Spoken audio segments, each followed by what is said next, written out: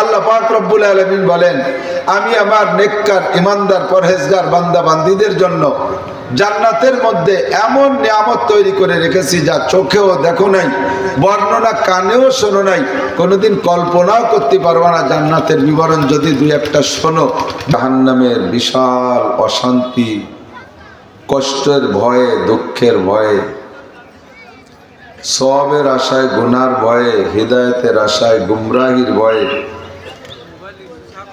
শিরিক ও কুফর মুক্ত ঈমান গড়ার লক্ষ্যে বেদাত মুক্ত সুন্নতি আমলের প্রশিক্ষণ দেওয়ার জন্য আল্লাহ পাকের হুকুম, নবীওয়ালা আখলাক অর্জন করার জন্য কোরআন এবং হাদিস থেকে কিছু কথা এখনো পর্যন্ত আল্লাহ পাক আমাদের ময়দানে বলাও শোনার সুযোগ দিয়ে রেখেছেন। সেই সুযোগ নেওয়ার জন্য আল্লাহ পাক এই অঞ্চলের লক্ষ মানুষের মধ্য থেকে বাছাই ছাঁটাই করে অত্যন্ত মহব্বত করে আমাদেরকে হাত ধরে ডেকে নিয়ে আসছেন, বসার সুযোগ করে দিয়েছেন। এজন্য আমরা শুকর আদায় করে নেই, আলহামদুলিল্লাহ। আমি যে বিষয়গুলো উত্থাপন করেছি এই বিষয়গুলো সত্যই একজন মুমিনের জন্য অনেক বড় নিয়ামত। আমরা পরকালীন নিয়ামতকে নিয়ামত খুব একটা ভালো মনে করি না। এ বিষয় আমরা বলার পরে, শোনার পরে তার প্রতি লোভ করে শুকর আদায় করি। এ শুকরের সুরও খুব নরমাল। যদি বলা হতো আজকে এখানে মাহফিল করতে আসার কারণে, মাহফিল শুনতে আসার কারণে প্রত্যেক শ্রোতাকে এক এক প্যাকেট গোল্ড লেপ সিগারেট দেওয়া হবে, তাহলে যারা সিগারেট খোর ওদের জ্বালায় আপনারা মাঠে জায়গা পাইতেন না, আর তারা খুশিতে শুকর আদায় করতে লাভ দিয়ে পড়তো। কিন্তু আমি জান্নাতের লোভ দিয়েছি, জাহান্নামের থেকে ভয়ের সুসংবাদ দিয়েছি। এরপর শুকর আদায় করা দরকার ছিল, যেভাবে সেভাবে শুকর পাইলাম না। নিয়ামত যদি আপনার অনুকূল হয়, পছন্দের হয়, তাহলে আপনি শুকরটা সেভাবে আদায় করবেন। খানা যদি ভালো হয়, দেশি মুরগি, দেশি মুরগির ডিম, দেশি কই মাছ, শোল মাছ, শিং মাছ, মুরগি, খাসি, ফাঁকে যদি হরিণীর গোশত একটু হয়, এরপরে ৫-৭-১০ প্রকারের পিঠা হয়, রসমালাই, রাজভোগ, খেজুর, আপেল, মালটা ইত্যাদি যদি হয়, খেয়েও শুকর আদায় করেন আলহামদুলিল্লাহ। আল্লাহ এরকম যেন সারা বছর চলে। ভালো সাইজ মিটো খানা খাইতে মনে চাচ্ছে অনেক কিছু, কিন্তু পাইছেন একটু ডাইল আর আলু ভর্তা, খাইয়ে সে সময় শুকর আদায় করেন আলহামদুলিল্লাহ। যা খাইছে ভালো খাইছে, না খালি খেতাম। দুইবারই শুকর, কিন্তু সুরের পার্থক্য। ওমাল হায়াতুদ দুনিয়া ইল্লা কালিল ওয়া ইন্নাদ দারুল আখিরাতা লাহিয়াল হায়াওয়ান। দুনিয়ার জিন্দেগি অতি সামান্য, কিছুক্ষণ, একেবারেই কম। আর আখিরাতের জিন্দেগি শুরু হবে তো শেষ হবে না।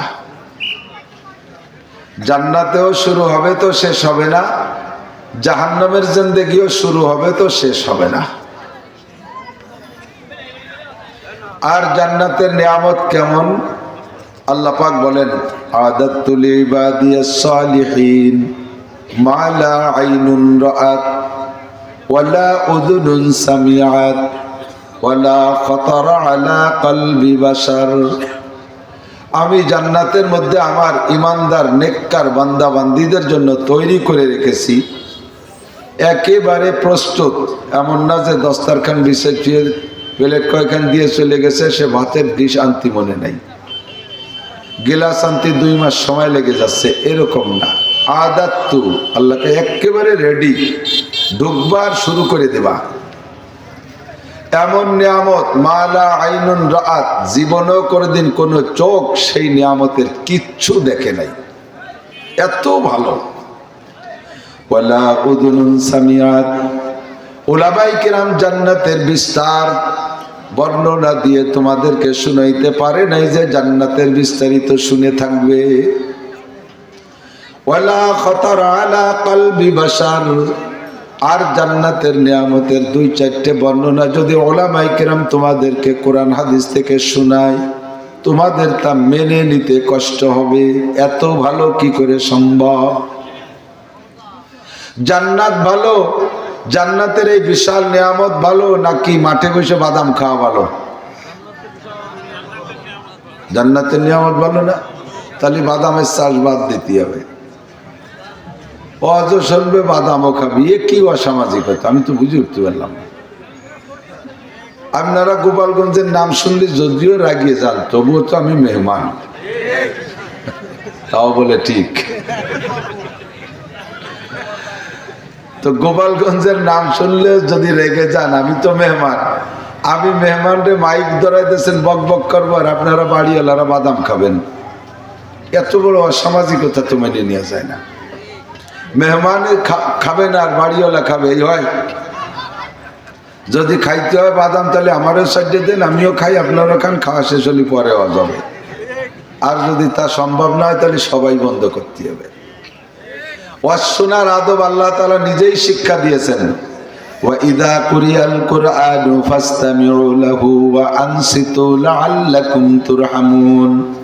যখন কোরআনে কারীম এমনি রিডিং তিলাওয়াত করা হয় অথবা তার তরজমা তাফসীর করা হয়, ফাসতামিউ, অন্তরের কান দিয়ে শোনো। অন্তরের কান দিয়ে শুনলে মনে থাকে, ভাসমান কান দিয়ে শুনলে মনে থাকে না। এটা তো চুকনগর বড় বাজার, বাজারের ভিতরে ঢুকলে হাজার হাজার মানুষের এলোমেলো উড়ো কথা কানে ঢোকে না, এর একটাও মনে থাকে? কিন্তু যেটা আপনি কেনা বেচা করার জন্য দোকানদারের সাথে কথা বলেন, ওই কথাগুলো মনে থাকে, কারণ ওটা আপনি খুব লক্ষ্য করে বলতেছেন আর শুনতেছেন। তো অন্তরের কান দিয়ে শুনলে মনে থাকে, এজন্য আল্লাহ তাআলা বললেন ভাসমান কান দিয়ে শুনে লাভ নাই, অন্তরে কান দিয়ে শোনো। অন্তরে কান দিয়ে শুনতে হলে তোমার অবস্থাটা কেমন হতে হবে? ওয়া আনসিতু, এমত অবস্থায় যে তুমি মুখের কাজ বন্ধ রাখো। বয়ানের সময় কথা বলবেন না, বয়ানের সময় বাদাম খাবেন না, বয়ান চলাকালে চানাচুর খাবেন না, মোবাইল দিয়ে কথা বলবেন না, ফাঁকে ফাঁকে পানে জাগর কাটবেন না, সব কিছুতে মুখরে একেবারে বন্ধ রেখা অন্তরে কান লাগাই শুনতে হবে। রাজি আছেন ইনশাআল্লাহ? লাআল্লাকুম তুরহামুন, তাহলে অবশ্যই তোমাদের উপরে রহমত নাজিল করা হবে। বলি সুবহানাল্লাহ। ওয়াদা করছেন কে? রহমতের ওয়াদা করেছেন আল্লাহ জাল্লা জালালুহু ওয়া আম্মা নাওয়ালুহু। আল্লাহ পাক বলেন ওয়া ইন্নাল্লাহা লা ইউখলিফুল মিআদ।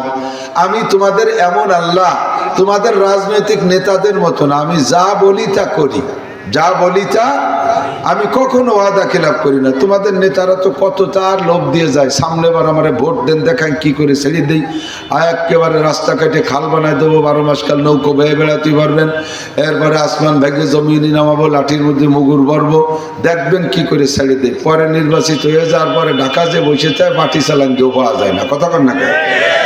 আমি আল্লাহ পাক কইলাম ধোঁকা ফাঁকির দাঁড়ি না, যা বলি তা করি। লাআল্লাকুম তুরহামুন, আমি যেভাবে ওয়াজ শুনতে বলছি ওইভাবে শোনো, তাহলে তোমাদেরকে এই মজলিস থেকে রহমত নাজিল করা হবে। বলি সুবহানাল্লাহ।